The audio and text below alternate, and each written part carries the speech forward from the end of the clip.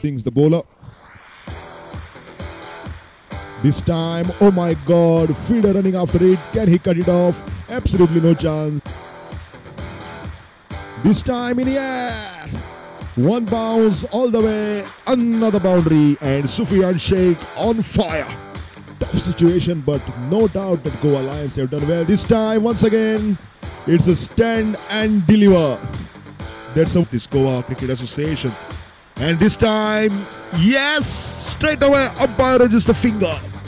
And yep.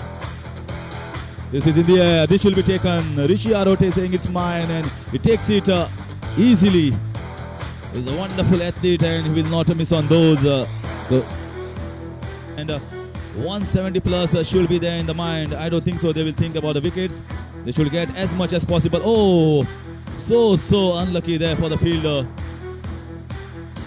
This time it should be boundary in these sides and proper all-rounders. And this time they go for the second. This time it's a wonderful throw. That's the type of fielding you require. That's, I guess,